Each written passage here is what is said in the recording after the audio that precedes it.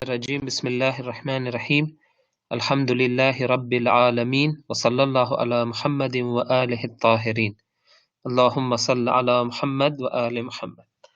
So I welcome you all who are listening to my voice to this course we have on Islamic and Western civilization. So this is a course that we are going to be covering over 3 sessions. So this is our first session. Unfortunately, we have lost some of the time we had. We are starting really late, but it was unexpected problem here in the internet, and it took a bit of time to fix it. So without taking more of your time, in the introduction, we'll just start with the topic, and still we have good time to go through the different discussions we have right now. Okay, so this is going to be the session where we will try to understand what civilizations mean. Okay, and then inshallah, when we have a good idea of what civilizations are and how they look like and what they mean and what are the different parts inside it, we'll get that will form the stepping stone for us to understand the Islamic and the Western civilization. So right now we might just have a very rough idea of what Western civilization means, what Islamic civilization means. So we will work on that idea, and inshallah we'll build on that. Okay. So let's begin. So let's begin by asking ourselves this question: that what is a civilization? Okay. So we'll slowly go through it. Civilization, described in simple words, is a complete system of life. Okay, so the human life is a very, very complex thing. Okay, so it has many, many things that are going around in that whole system of life. So when someone asks you what is a civilization, the answer is very simple. It's a complete system of life, of the human life. Okay, but to give a better understanding of civilization, I'm just going to put in front of you many, many examples of what different things you will find in any given civilization. So we should just know this, that civilization is a very, very complex thing. So it includes so many different things around us. So every civilization has its beliefs, it has its political system, it has its military, it has its economy, it has different manners, it has a system of entertainment, food, culture, education, science, and technology, the language which it uses, the lifestyle of the people in that civilization, the media of that civilization, how family works in that civilization. So there are so many different things that are going on in a civilization. It's the complete system of human life, which includes all these things, and these are just the examples I have given. You can even add more things to it, which are not here in the list. Okay. So this gives us a very rough and general idea of what a civilization looks like. Okay. Now, let me give you a few examples of the civilizations we have had in the past. Okay, before that, just okay, so we have all studied these different civilizations in which existed in the history. So let me just give you a few examples, and then we'll move to the next slide. So the examples are very common and simple. You must have heard the ancient Roman civilization, for example, or the ancient Greek civilization, or or for example, you must have heard about the Hindu civilization, which developed in the India that we know today. So what does it mean? Okay. So it exactly means that what I have just mentioned, that in the ancient Greece or in the ancient Rome or in the ancient India, there was a special type of way of life and system of life that people were living. They had a different specific set of beliefs. They had a specific set of art they produce. I mean, you can see examples of the Greek art. We have remains of that. You can even see the remains of the Hindu art. They had a different culture. They had a specific type of food that they used to use. They had specific social norms. The family worked in a specific manner. The economy worked in a specific manner. So all of these things together, they defined a civilization in the history which we refer to as for example, the Greek civilization, or for example, the Roman civilization, or for example, the Hindu civilization. So these are the examples of civilizations in the past. So every civilization is signified by a special way of life, a special way of how people live. And when those things change, their civilization changes. So you know that the Roman civilization no longer exists today. Okay, so it's not there. Okay. Or for example, the Greek civilization, as we know in the history, doesn't exist today. The Hindu civilization that existed a few thousand years ago does not exist today. Why? Because those beliefs are gone now. That form of art is no longer existing. Those social norms, that lifestyle, that family structure is no longer existent. And even, for example, that language is no longer existent. So, for example, the language of the ancient Hindu civilization was Sanskrit, okay, which no longer is in use today. Or the language of the Greek or the Roman civilization was Latin, which is no longer in use today. So civilizations exist, they undergo changes, and they expand or collapse. So I will discuss about that very briefly. Now I just want to answer this question, and this might be a question in your mind that this topic looks a bit different and a bit odd, that why do we want to discuss about civilizations? Okay, we might think that, oh, it's a topic to do with the history, and it's a boring subject we have studied when in our school years, and it's not very relevant to us. But the answer to this question is that no, civilizations are very, very relevant to us today. They're very relevant. Why? Because, as you can see on the slide, that both the individual and the society are ruled by the civilization which is in there, which is in place there. Okay. So it's like the very air that we breathe. Okay, so we can't see the air, you can't touch it, okay, but you know it exists. You can't see it with your eyes, but it's there everywhere, and air is what is sustaining life. If you remove air, then we'll no longer be able to live. So in the same manner, we as individuals and at a larger scale, the societies are affected by the dominant civilization. So the civilization is like the very air we breathe. We can't see it, but it's there everywhere. And I'll show you how and why. Okay.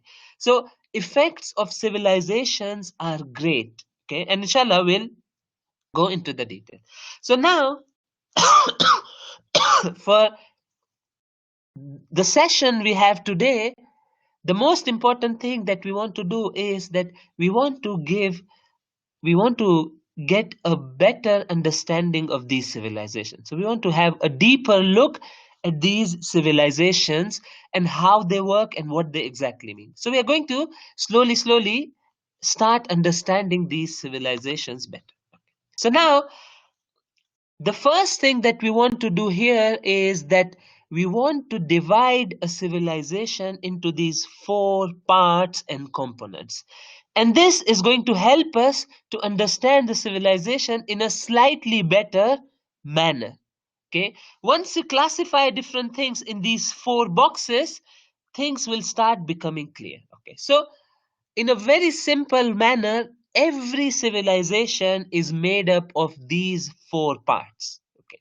So the first part is the beliefs or the ideology of that civilization, the core beliefs of the people who are living in that civilization. What do they believe? Okay.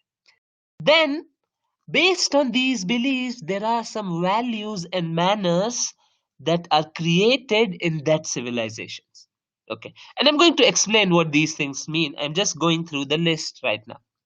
Then, based on the values and manners, people in that civilization, they perform certain actions and they create certain social systems. Okay. The social systems that govern that society. Okay. And I'm going to explain what that means.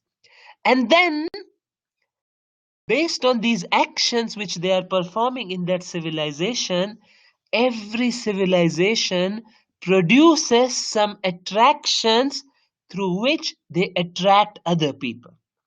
And they create certain symbols.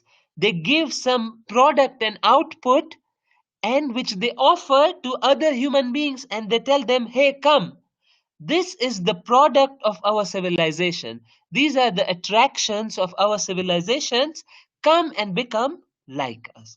Okay, so now what I'm going to do is that I'm slowly going to explain these four things and what position they occupy in any given civilization. Okay, so let's move on in our discussion.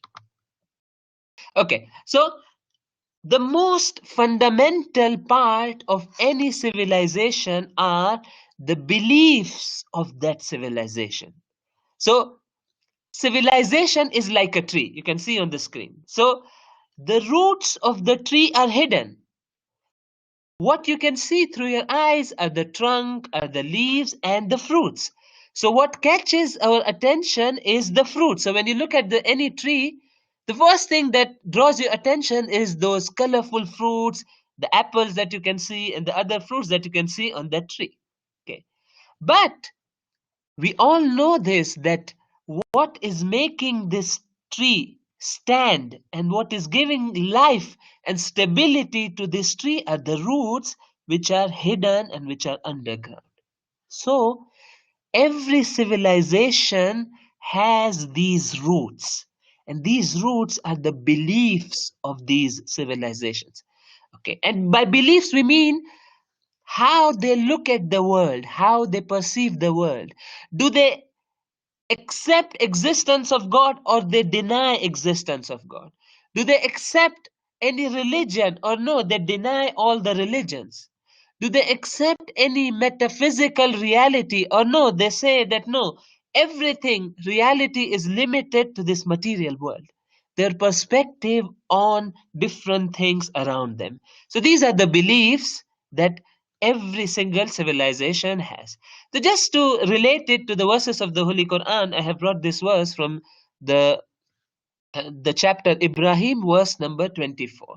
So Allah subhanahu wa ta'ala says, Alam tara kayfa daraballahu mathalan kalimatin tayyiba kashajaratin tayyiba. So what Allah subhanahu wa ta'ala is doing in this verse is that He's saying that anything which is good, a good word, okay, and it can mean anything, a good person, a good civilization, a good society, a good country, example of anything good is like a good tree. And what is so special about this good tree? Asluha thabit wa far'uha fis sama. So this good tree, its roots are firm and steady and its branches are in the sky. So using this parable, an example of tree, we can try and understand civilization. So the first thing that comes in any civilization is the beliefs of that civilization. And now, based on these beliefs, people start forming values in their heart and mind. They start liking some things and they start disliking them some things. Some things become important for them and some things become unimportant for them. So it's a very, very interesting connection between beliefs and values. Okay, so whatever you believe, that leads you to form your values in a certain manner. It's very simple. Okay, so if a person believes that there is no God and we are just here in this world to enjoy ourselves, then definitely for such a person, material pleasures and money and power is going to be a very, very important value. Why? Because he believes that we are here to enjoy, we are just here to gain maximum pleasure. And what can earn me this pleasure? Money. Money, if you have money, you can get a lot of pleasure. So money becomes an extremely important value for that person.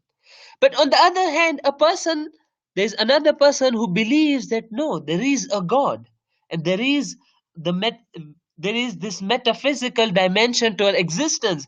There is accounting of our actions. There is a hereafter. There is heaven and hell.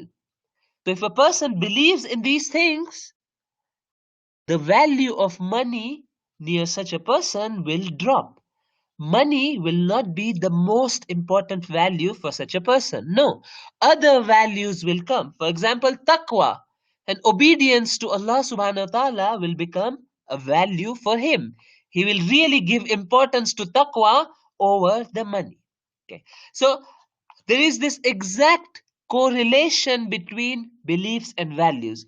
Whatever you believe, that is going to form your values. So, and that is going to shape your love and hatred. Okay. So this is what is there inside us, that we have certain values that stem from our beliefs. Okay. And now the next connection is very simple, and the next connection is that whatever you value, in that same manner you perform your actions. It's very simple. Okay. So when you see actions of different people, it's very clear that if you see a person who's only going after money, it doesn't care for any other thing, it doesn't care for justice, it doesn't care for halal or haram, it doesn't care for anything, you quickly realize that money has a lot of value for him. In this person's life, money is extremely important. Okay. So whatever we love, we try and do that. And whatever we dislike, we try and run away from that. It's very simple thing. So in any civilization, this is exactly the same thing that is going on. So in a civilization, people have beliefs. Both based on those beliefs, they start liking and disliking certain things. And based on their liking and disliking, they start performing certain actions. Okay. And they start building their society in a particular manner. So you have these things called social systems. And let me just give you one example and then we'll go to the next slide. So one of the social systems that we have is the economical system that is in operation in any given civilization. Okay. So let us take the example of today's civilization. Okay. And we can today say that the whole world, the world in which we live, is dominated by the Western civilization. And we'll talk about this. And Western civilization says that it believes that what really matters is this material world and the material dimension of human existence. So they have said that God is not so important. Yes, you can believe in God, but don't bring God in the society. Okay, so the human being should be the center of this universe and his material pleasures should be fulfilled. So based on these beliefs, money and material power becomes a very, very important value. In fact, it becomes one of the top values in this material civilization. And then based on this value, you have a system called capitalism. Okay. So what does capitalism says? It says that your main aim when you perform any economic activity should be to maximize your profit. Okay. And you leave the market free and everyone is free to do whatever they want. And then everyone should be free to earn whatever they want. And there's no limit to the amount of money you can earn and the amount of social responsibility that people with a lot of money have goes down. Okay, so and this is a fact that we can see that even in United States today the income gap between rich and poor is constantly increasing, and the very rich people are not held accountable for that the so much money they have.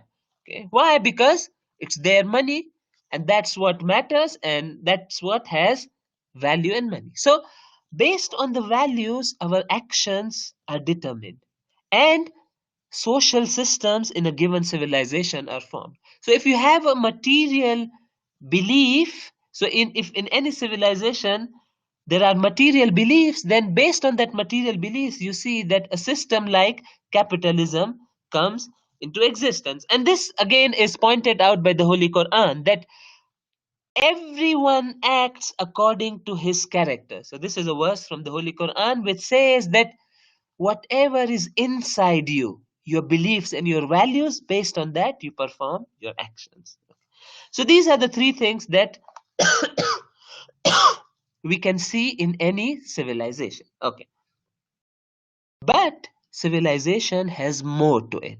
Okay. And this is a very important part of any civilization.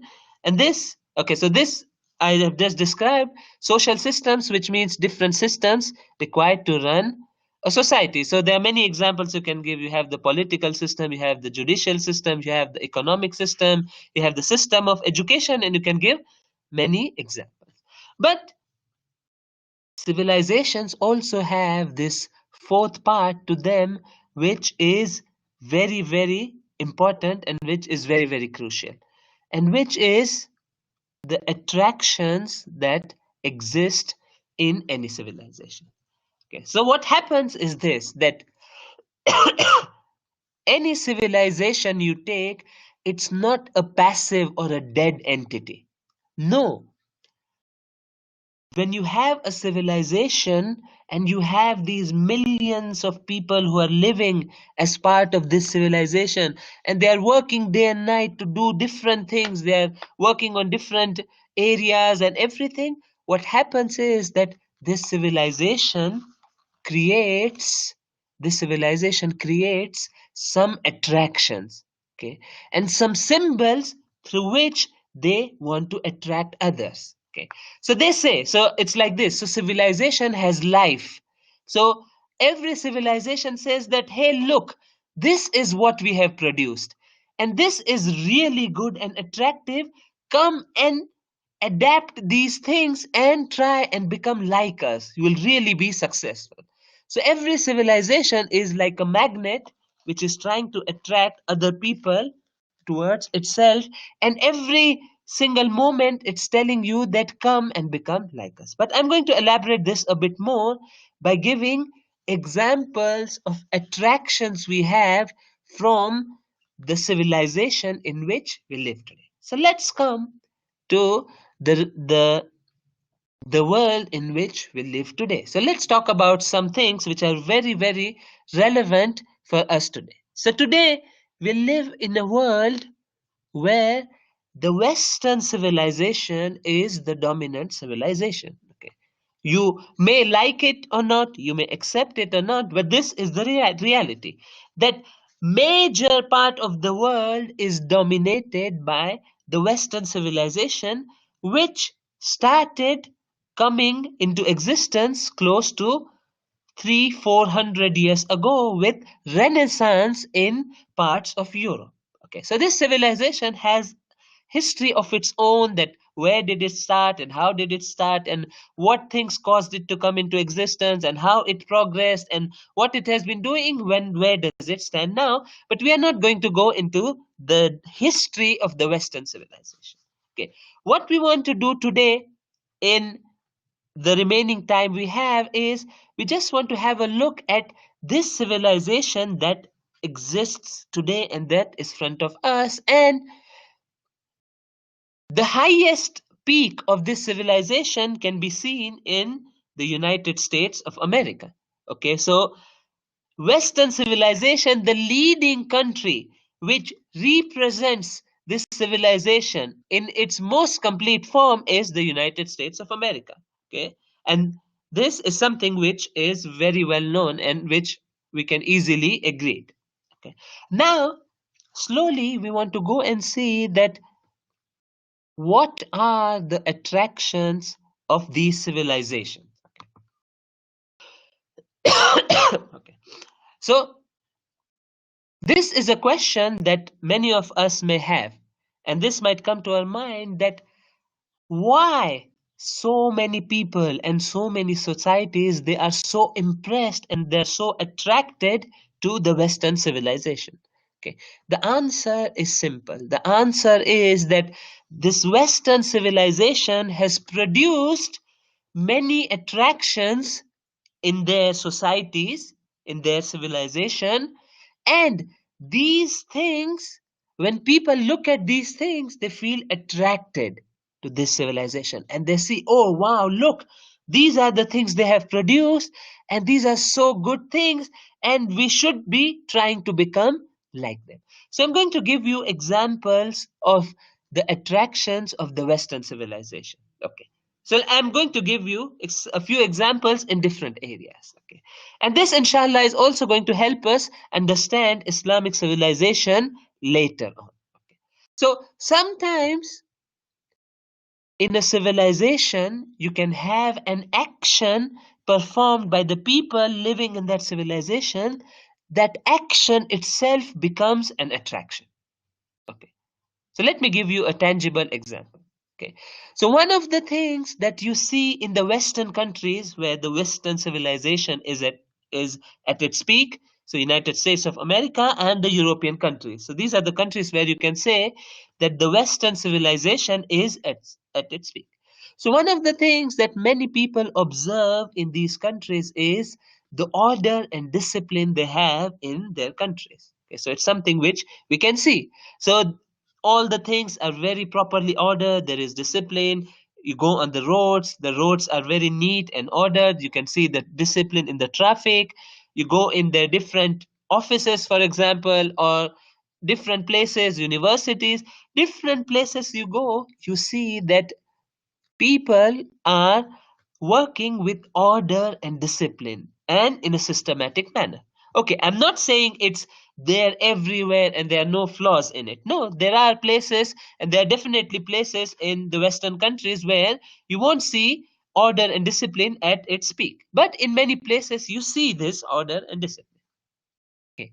Now, when people from other countries, okay, so people from other countries who are not completely part of their civilization, they see this order and discipline, they get attracted. And they see that, look, these people are ordered and disciplined, and this is what attracts them to their civilization. Okay. Another thing that attracts people towards the Western civilization is the personalities that they produce in their civilization. For example, the scientist. And all of you know this, that when Albert Einstein is mentioned, or Newton is mentioned, or other people who are the scientists in the Western world are mentioned, you know how our children get impressed and they get attracted. They say, wow, who was this person who invented this thing and who discovered this thing? People are attracted. Okay. Another group of people which through which they attract us is the sports personalities, and for example the football players. And you know this better than me, that how much our youth are attracted to these football players. They are following them, they put their names on their t-shirts, they follow their personal lives, they have so many, I mean, they know what his name is and what his personal life is and what he has been doing. People get attracted, or they get attracted by the celebrities they have, the actors and the actresses, the Hollywood and everything.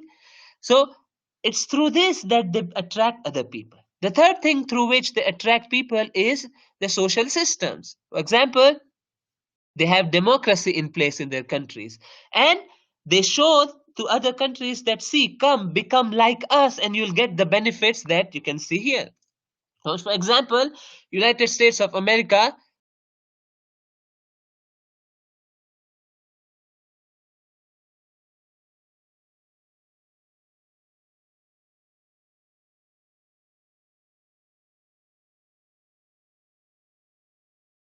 Okay, sorry, there's a small disruption. Okay, so we are back. Okay, so United States of America comes around and says that, look,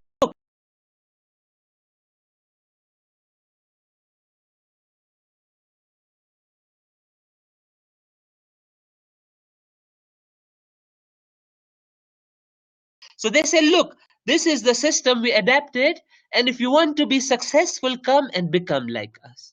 Okay. And another very powerful attraction that the Western civilization has produced is the technology. Okay. So the technology and these gadgets which we use in our day-to-day life, the laptops and the smartphones, or the tall buildings that have made, these things really, really attract people. And see, it's not So this is that important point to note, that when a civilization attracts someone, it doesn't tell that person that come change your beliefs. No, it just tells it that these are our attractions, and people slowly and gradually are pulled towards these attractions. So I'm going to talk more about these things, that how they're related. So I'm going to give you one tangible example of how the Western civilization slowly attracts us. And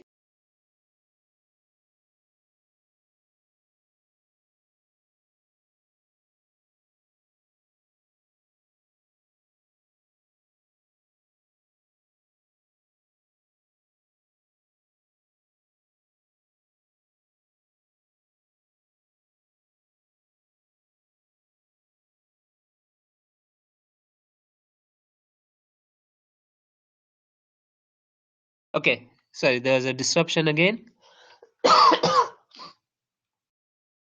Okay, so I'm going to give you a tangible example to show that how this attraction works. Okay, so let me begin with one of the attractions that the Western civilization has put in front of us. So I'm moving to my next slide. Please pay attention to the last square that is there. Okay, so, and inshallah, I'll slowly take you from one box to another box. So we live in a world where we are surrounded by the attractions produced by the Western civilization. Okay, so one of these attraction is the type of clothing that the woman wear. Okay, so when you live in a society which is dominated by the Western civilization, when you go out for shopping, what kind of clothing you see in the shops? Okay, you know better what kind of clothing is there in the movie. Okay, so very showy, very attractive, very tight clothes, short clothes. These are the type of things that you'll commonly see in the market. Okay, so this is the things that they have produced. Then you come to their media and their movies, and you see that woman and how she's supposed to clothe and come out in front of others in the society is portrayed in a specific manner. You know how it's portrayed. That so now what happens is this, that when people go to the market and they see these type of clothes, okay, or when people, okay, in the eastern countries I'm talking, when they watch these movies, okay, where women are portrayed, the clothing is portrayed in a specific manner, okay, what happens is that people get slowly attracted to this kind of a lifestyle, and slowly their actions start changing. What is the result? We go to the second last box. What happens is that slowly the woman in other countries even.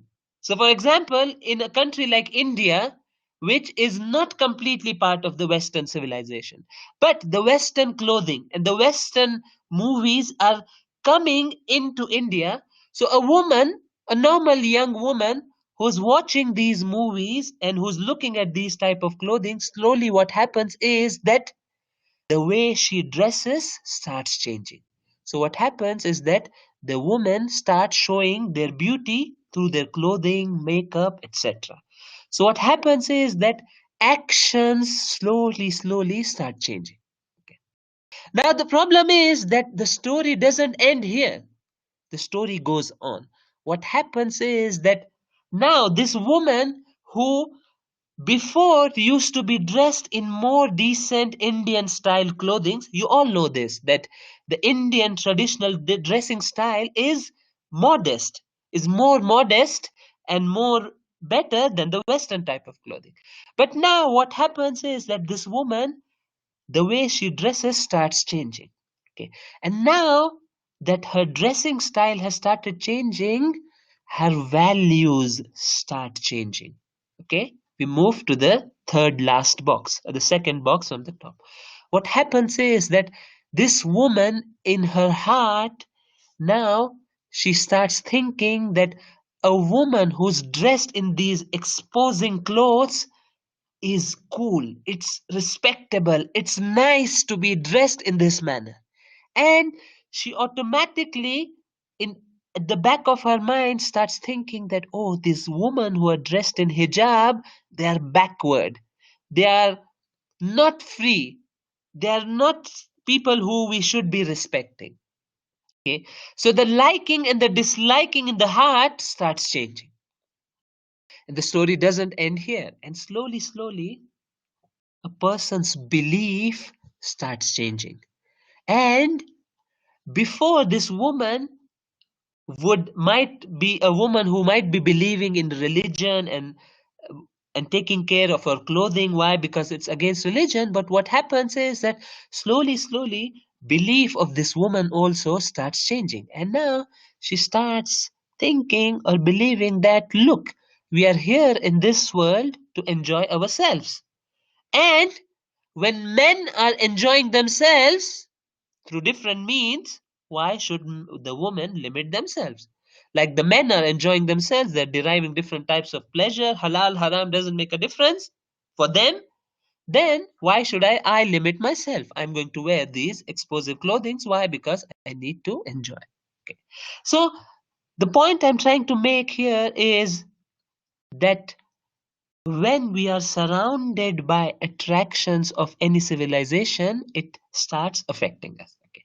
So this was one part of my discussion where we just tried to understand how a civilization looks like and what are the different parts in it. Okay. Now I'm moving to the third and the last part of my discussion, and inshallah we'll finish in a short time, and I'll leave few minutes at the end if you have any questions that you would like to ask. Okay. So the last discussion that we have right now is this, that this is the discussion that we want to do, that how do civilizations grow and they are led to downfall. So how do civilizations expand and collapse? How does it happen? So we are going to quickly go through how these civilizations grow and collapse. And if you would have noted, so I'm going back slightly to my slide number 16. In the example I gave, you can notice a very, very interesting thing, that the change happens from bottom to top. Okay. So what happens is that first we are surrounded by the attractions, then our actions change, then our values change, then our beliefs change. So this is a very, very interesting, in which the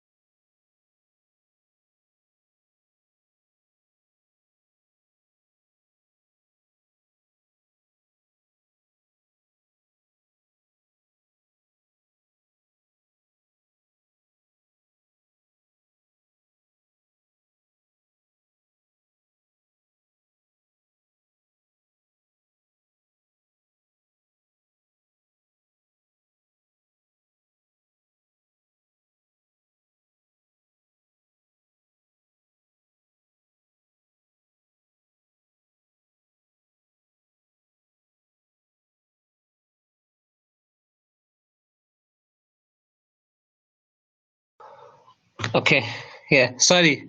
Again, the same internet problem. Okay, apologies for that. Uh, okay, so we are discussing this point, or we ask this question, that how a civilization grows and how it falls.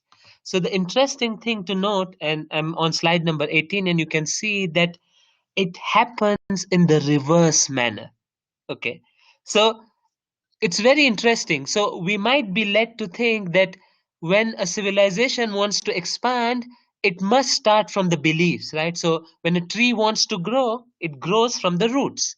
So you plant the seed, the roots start growing, then the trunk forms, then the leaves are formed, and the fruits come out. That's what we might think, that when a civilization grows, first the beliefs of those civilization they grow, then the values are changed, and then the actions are changed, and then you see the attractions. But the way it happens in real life is exactly the opposite. So never a civilization grows by growing its beliefs in the first place. Okay, so what it does is that it produces certain attractions. So you see that now this civilization is wanting to grow and expand. Okay, it produces some attractions, and it just puts these attractions in front of other societies and other people, and tells them, hey, look, this is what we have produced, and come become like us. And then what happens is that things slowly start changing. So what happens is this, you can see in this picture. So first you are, okay, so the Western civilization wants to expand, and it wants to come to your country or your place, and it wants to make you part of their civilization.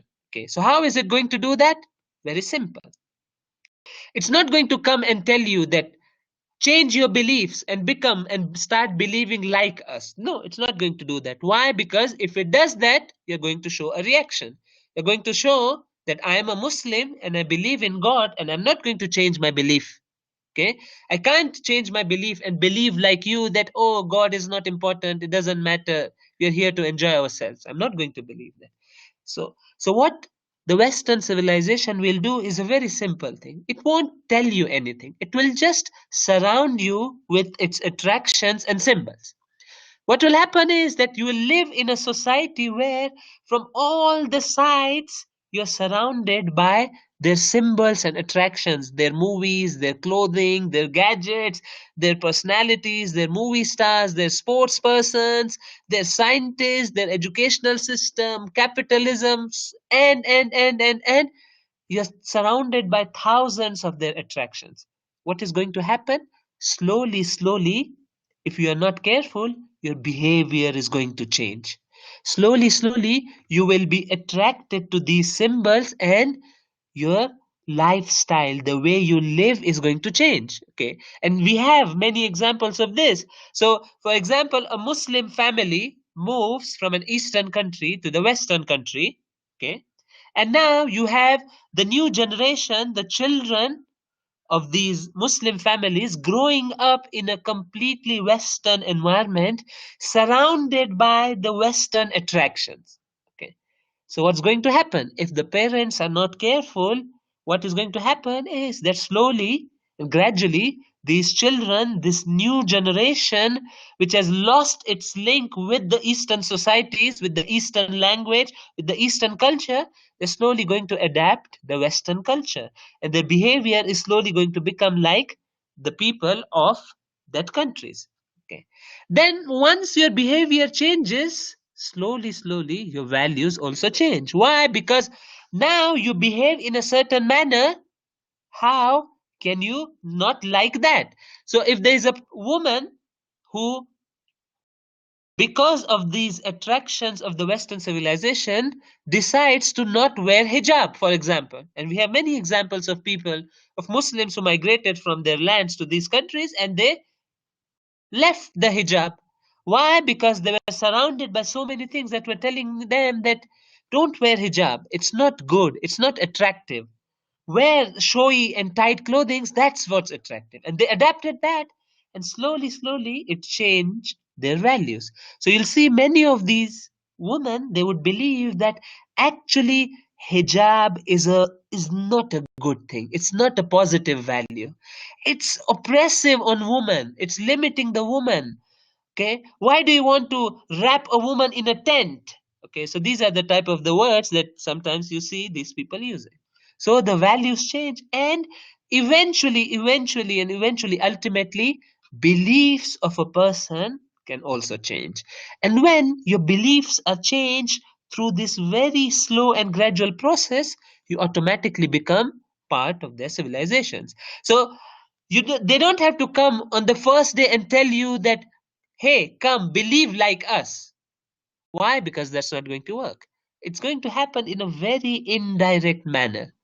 Okay, you'll be surrounded by the symbols, your behavior will change, your values will change, and then eventually your beliefs will change. Okay, so let me give you two examples, and then inshallah we'll finish. So this is a example that we can see very clearly in our around us. Okay, so let us take this example. Okay, so the example is related to money and the value of money. Okay, so let me take you to, okay, if you can go and pay attention to the third box, okay, where it's written, people behave differently with the rich and the poor people. So this is a behavior. Okay, let me ask you this question. Okay, and please be frank in answering this question. Okay, so we have our communities, the Shia people, in different places. So you people come from different areas. You have your small or big Shia communities. Let me ask you this question. This sentence that I have written here: people behave differently with the rich and the poor people. Let me ask you, can you observe this behavior amongst our own people, amongst our own Shias? Do you observe this behavior?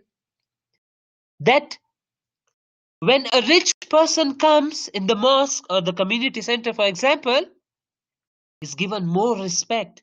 People, for example, stand up for him, they shake their hands with him, they show respect for him, which is a good thing. I'm not against it. A mu'min, we have to show him respect, but not because he's rich. Okay, but when a poor person comes, who's financially poor, he just come from an Eastern country, is not very well known, people usually tend to not give this person much importance. So this is a behavior that you can, to some extent at least, see even in our own communities. Okay, now let me ask you this question: that aren't these people Muslims and Shia? Yes, they are. All of these people are Muslims and they are Shia. Haven't they heard on the mimbar 1,000 times that money is not the criteria of your value near Allah subhanahu wa ta'ala? It's the taqwa that decides your value. Inna akramakum indallahi atkakum. Haven't they heard this verse? Of course they have. Now the question is that, then why, when it comes to their behavior and practical life, they are not able to behave in same manner with the rich and the poor? Automatically this distinction comes that the rich people are awarded more respect, they are given more positions in the community, they're given more like status and say in the community, but poor people are just kind of ignored, they don't have so much value. Why does it happen? The answer is very clear. The answer is that yes, these people are Shias, these people are Muslims. And I'm not saying these are bad people. No, they're our Momin brothers, they're Shias, they're good people. But they are living in a society, they are living in a civilization that is a materialistic civilization. It's a civilization that has surrounded you with attractions that every single day tell you that, look, money is everything. If you have money, you are someone. If you don't have money, you are no one. Okay. So imagine our Shia brothers and sisters living in a society where on a daily basis, in the media, in different places that they go, in the magazines, in the school, in the capitalistic system in which they live, they every day see for hundreds and hundreds of times that, look, what matters is money. Okay, who can win the elections? Who can put the most money for lobbying the elections? Okay, one of the reasons that many of these politicians they can rise to power is because money. Either they are rich themselves or they have backing of the rich people. Therefore, they can come, they can acquire these posts. So we know how much these big lobbies have say in these countries, and this is something which we should know in these countries. Or you go in the media, you go in the movies, it's very clearly portrayed that with money you can buy anything, you can get any pleasure. So when we are surrounded by so many of these attractions that daily are telling us that look, money is extremely important. It's very, very important. It's more important than religion and other things. Yes, religion and other things are good, but not to the extent of money. What happens is that these attractions they change the behavior of the people, and this change is very indirect and subtle. Sometimes I might be doing such a behavior without realizing that why I'm acting in this manner. Why? Because I'm living in a society where I'm told constantly that money, money, money is important. Okay, so naturally my behavior changes without me wanting or realizing, despite my knowing that Islam doesn't accept this kind of distinction based on money. But still, the actions are going to be like this. And then slowly, the values also start changing. So money becomes a paramount value in this society or this community. That naturally, when a person has more money, he has more respect, more status, and we start believing in this wrong and false value that money decides value and status of a person. Okay. And then these values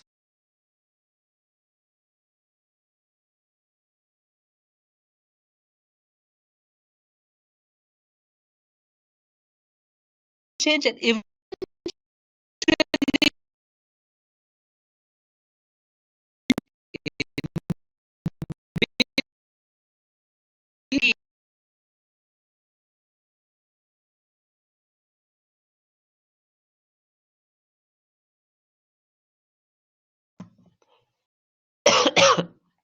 okay, sorry again for the interruption.